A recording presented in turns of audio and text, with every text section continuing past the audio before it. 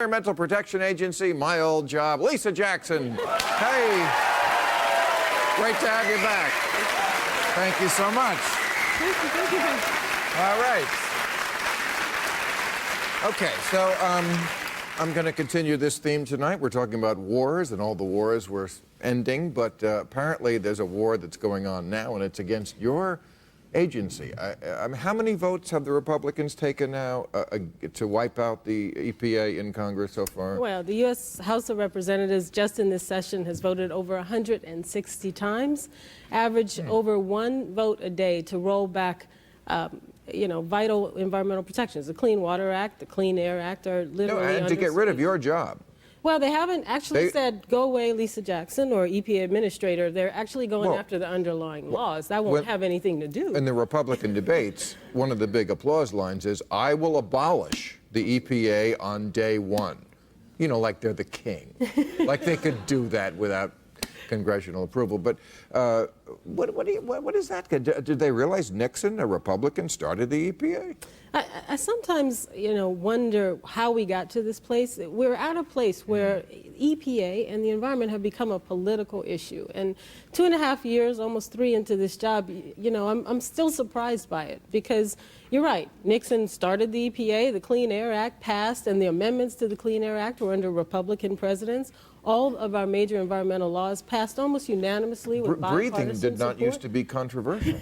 I always say the air blows over red states and blue states. And rich people and poor people. Absolutely. My air can't be clean if their air isn't clean. That big there out there, they need clean air, so I can breathe as well. But their argument seems to be that somehow your agency costs us jobs. It screws around with the job creators, Lisa. You cannot touch the job creators. You are hurting the job creators, those precious people who apparently never really create jobs. But somehow, it's a false dichotomy, is it not? There is no choice between a clean environment and a healthy economy. There's not one economist out there who blames our current crisis or any economic crisis on environmental protection. And in fact, as the president said not long ago, we can't use the current economic crisis as an excuse to wipe out decades of protection that have kept our families healthy and safe.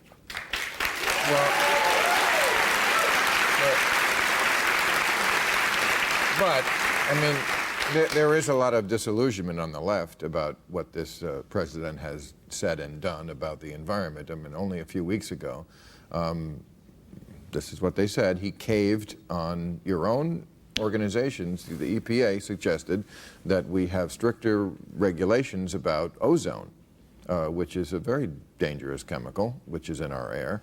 And the Obama administration said, well, it needs more study, and said it's going to hurt the job creators. I mean, it was almost like what Bush used to say.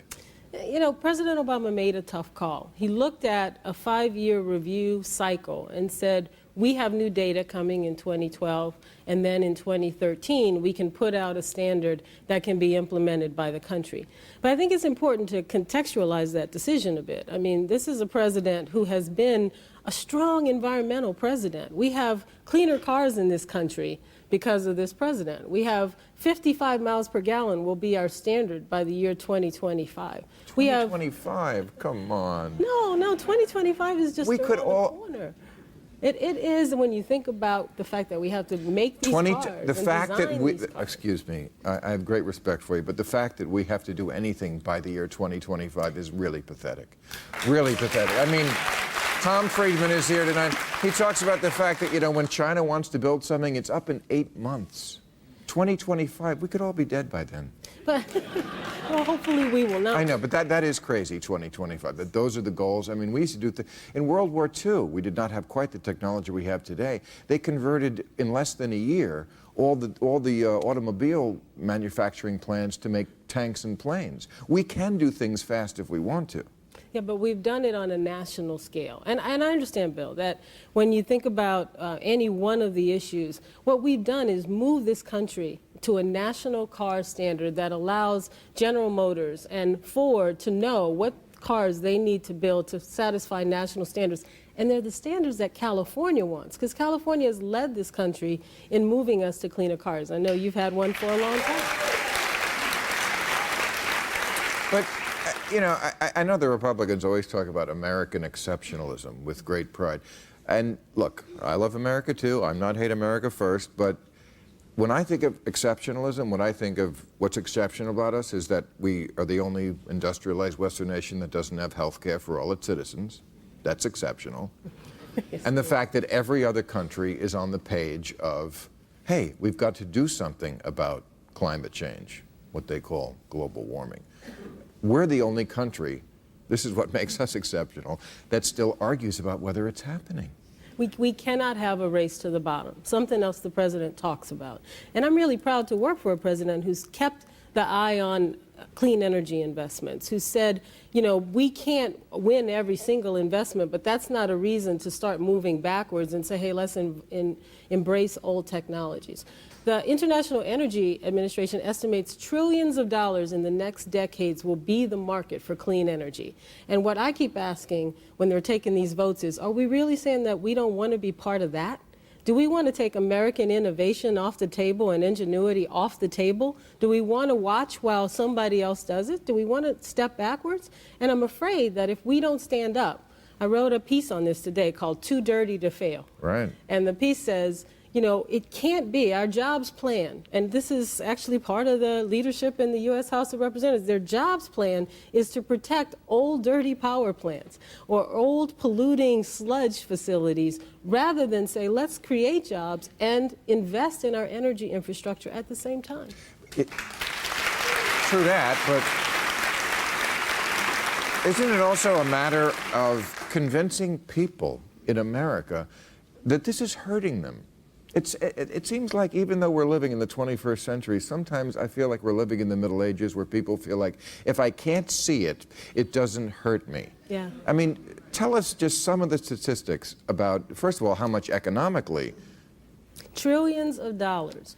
The Clean Air Act alone has saved Americans trillions of dollars in health care costs. What kind of health care costs? This isn't theoretical. You know, air pollution is deadly. It is a main cause of premature death in this country. Premature death. Premature death. You die. Talk about killing. There's a And killing it that just really sounds- does it's such a happen if you bureaucratic don't have term. any.